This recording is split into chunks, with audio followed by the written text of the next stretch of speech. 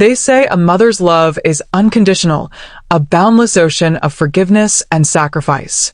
But what happens when that ocean dries up, when the wellspring of affection is poisoned by disrespect and a betrayal so deep it shatters your very soul? I'm here today to tell you about a moment that broke me. A day my own son, the boy I carried and raised, metaphorically slapped me in the face, not once, not twice, but 20 times, right in front of his wife. And after that, I made a decision, a choice so drastic, so final, that it changed everything. Was I wrong for what I did? Tell me, honestly, would you have done the same thing? Let me take you back to where it all began, to a time when my son, Mark, was just a little boy, all scraped knees and bright smiles. He was my world, my firstborn, and I poured every ounce of my being into raising him right. His father, my late husband, passed away when Mark was just 10. It was just the two of us against the world, and we forged an unbreakable bond, or so I thought. I worked tirelessly, sometimes 2 jobs, to ensure he had everything he needed, and more importantly, everything he deserved. I instilled in him values of respect, hard work, and loyalty, especially to family. When he went to college, I dipped into my retirement savings to help with tuition, sacrificing my own future comfort for his education, believing it was an investment in his happiness and success. He graduated with honors, found a good job, and eventually met Sarah, a sweet, seemingly unassuming young woman who would become his wife. I welcomed her into our family with open arms, thrilled that my son had found someone to share his life with. I genuinely loved Sarah, and our relationship blossomed into something akin to a mother-daughter bond. I used to think of her as the daughter I never had. We'd go shopping, have lunch, and she'd often come to me for advice, from recipes to career dilemmas. It felt like my family was finally complete, a perfect little unit.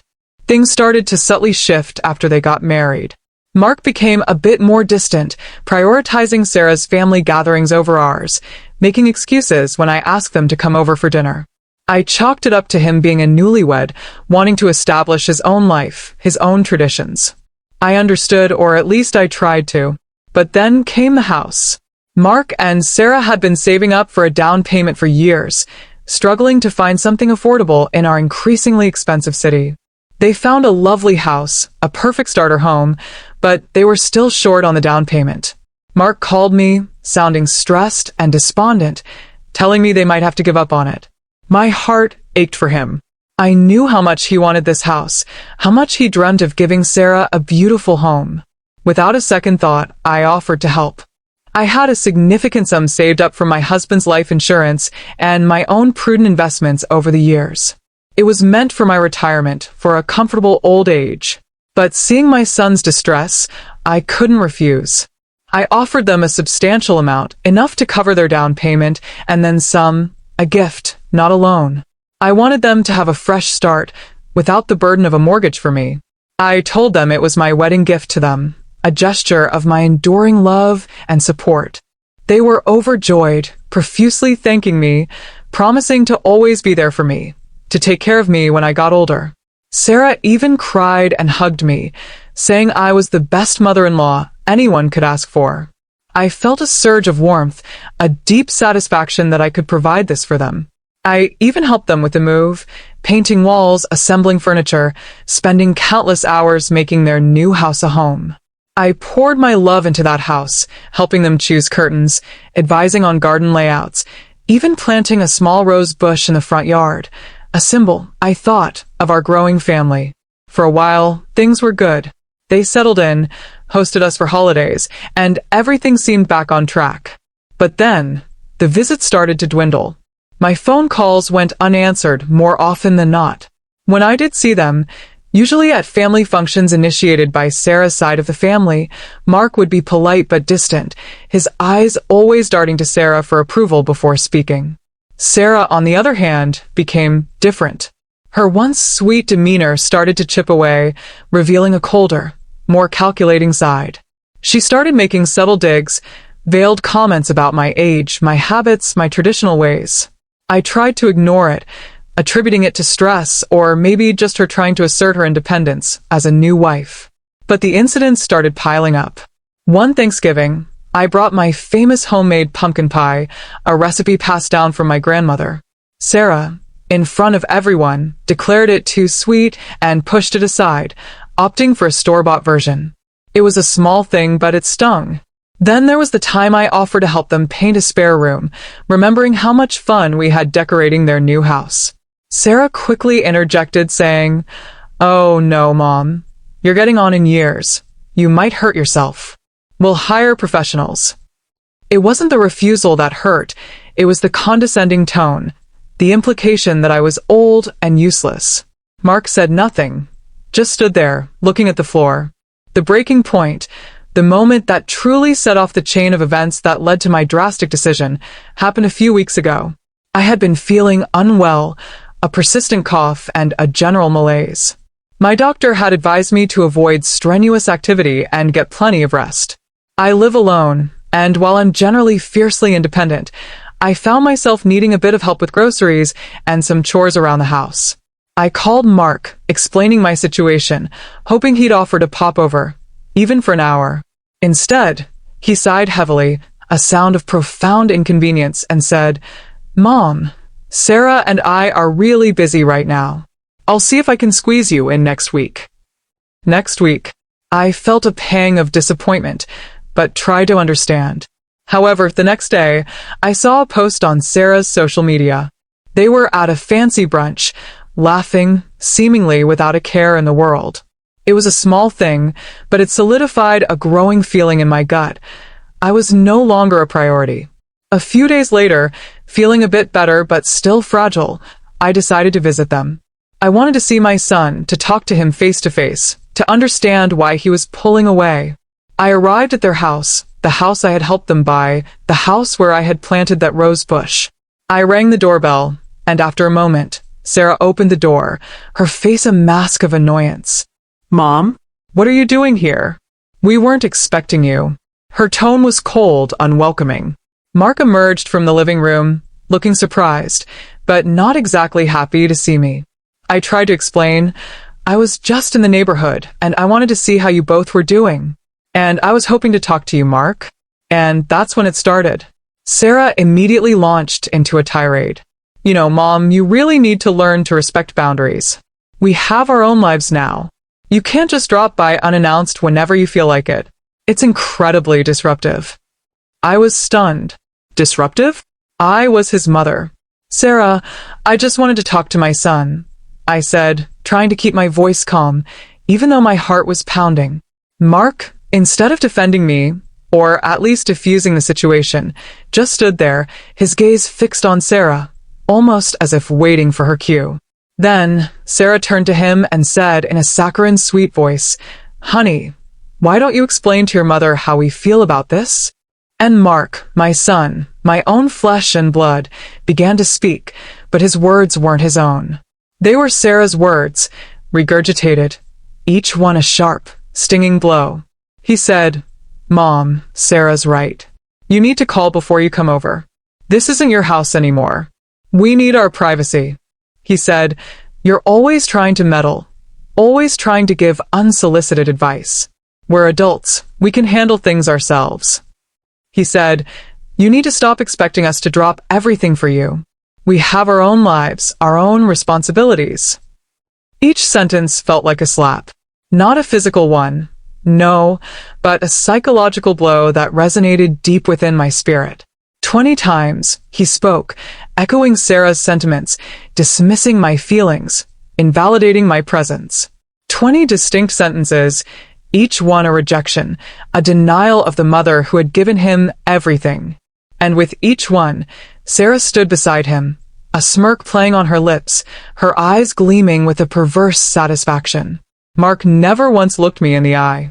He just recited the lines, devoid of any genuine emotion, a puppet on Sarah's strings. I stood there, utterly devastated, feeling the weight of their words crushing me. My son, my dear son, was letting his wife humiliate me, reject me, essentially erase me from his life, and he was actively participating in it. The silence after his final, stinging remark stretched, heavy and suffocating. My eyes welled up, but I refused to let the tears fall in front of them.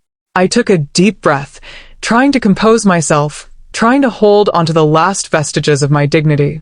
I looked from Mark to Sarah, and back to Mark, searching for any sign of remorse, any flicker of the loving son I once knew. There was none, just cold, indifferent eyes reflecting Sarah's smug satisfaction. It was in that moment, standing on the doorstep of the house I helped them buy, being verbally eviscerated by my own son, that something inside me snapped. The boundless ocean of my love, that wellspring of forgiveness, completely dried up. I felt an icy resolve settle over me, a clarity born of profound pain and betrayal.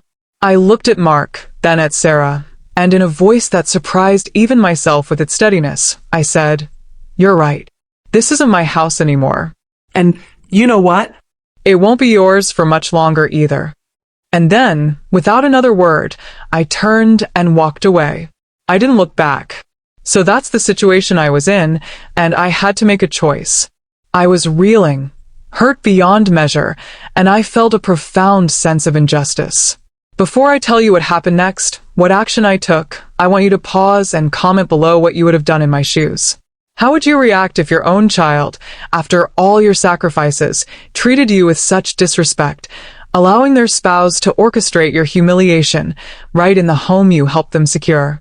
I'm genuinely curious to hear your thoughts. Would you have let it go? Would you have fought back? What would your next move be? The drive home was a blur of tears and simmering rage. I felt a fire ignite within me, a protective fury that I hadn't known I possessed. My son had not only hurt me, he had scorned my generosity, thrown my unconditional love back in my face.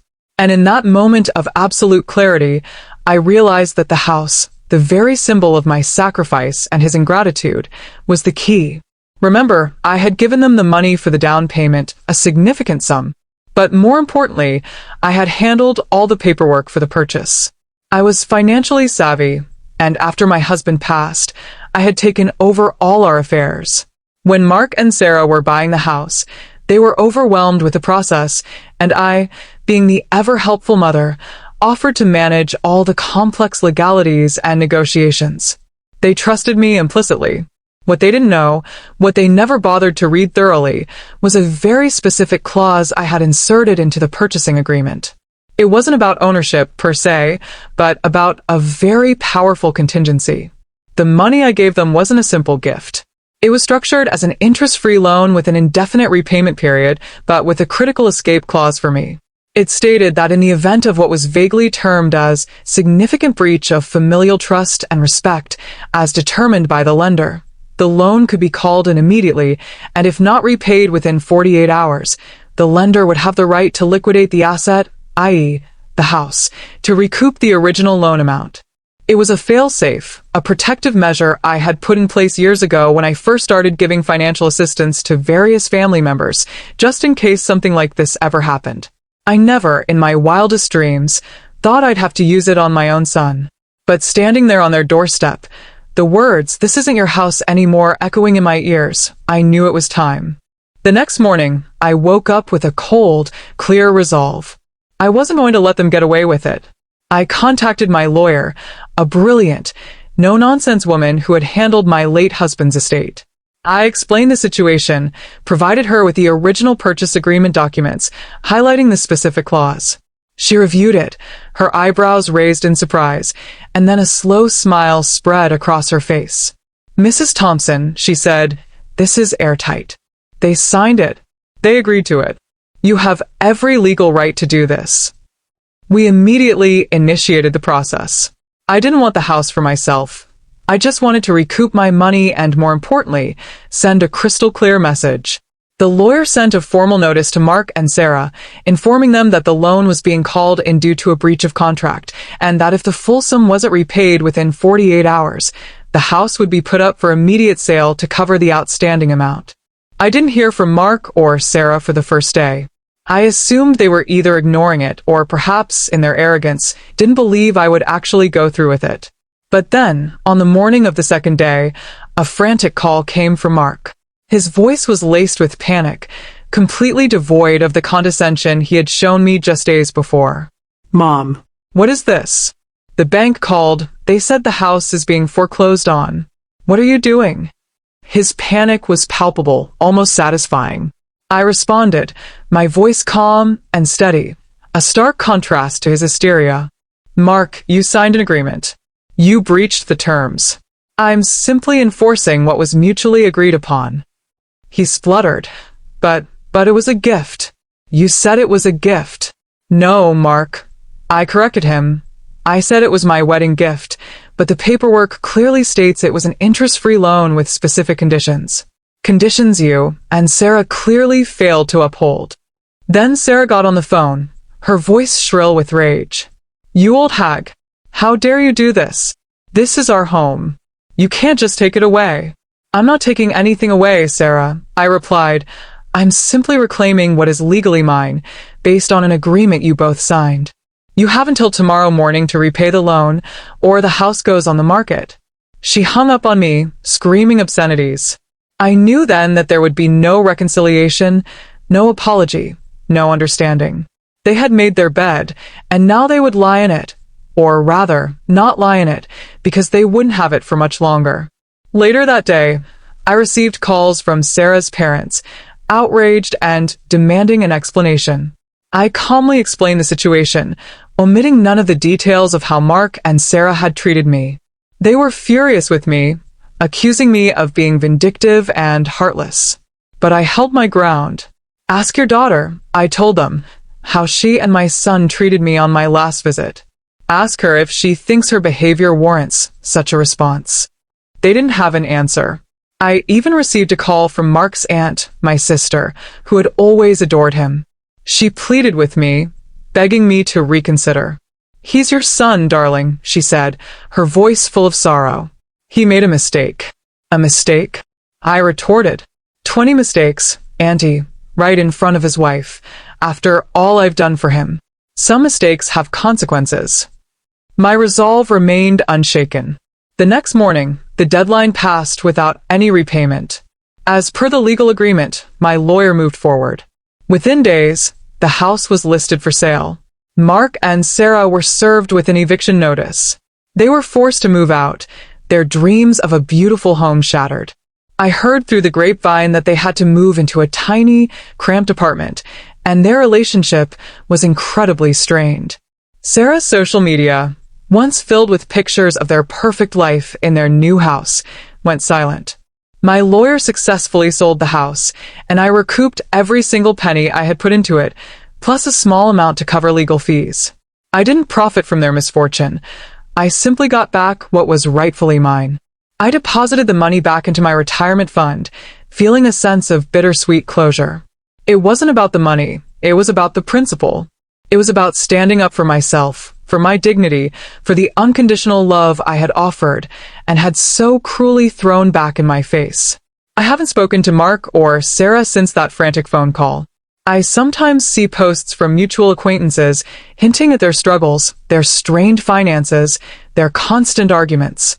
Part of me, the mother who still loves her son despite everything, feels a pang of sadness. But the larger part, the woman who is humiliated and betrayed, feels a profound sense of justice. They learned a harsh lesson about respect, about gratitude, and about the consequences of taking advantage of someone's kindness. It was a painful lesson for all of us, but one that was absolutely necessary. My life has been quieter since then, perhaps a little lonelier without my son in it, but also imbued with a newfound peace. I learned that sometimes even unconditional love needs boundaries, and sometimes the kindest thing you can do for someone, even your own child, is to let them face the consequences of their actions. So that's my story. It's been a long and incredibly difficult journey, and I'm still processing everything. I often wonder if I did the right thing, if my actions were justified, or if I should have just walked away and swallowed the hurt. But then I remember the look on Sarah's face, the cold indifference in my son's eyes, and I know, deep down, that I had to do something. This experience has taught me a lot about myself, about resilience, and about the complex nature of family. It has also taught me that sometimes a mother's love, though vast and powerful, can also be firm, asserting its own value when it's been trampled upon. I hope my story resonated with some of you, and perhaps even offered a different perspective on how to deal with profound disrespect within families. Like this video if you were on my side, if you think I made the right choice. Subscribe for more stories like this, where real people share their most shocking and personal experiences. And please, share your final thoughts on this whole messy situation in the comments section below. I'm eager to hear your opinions. I'll see you all in the next story.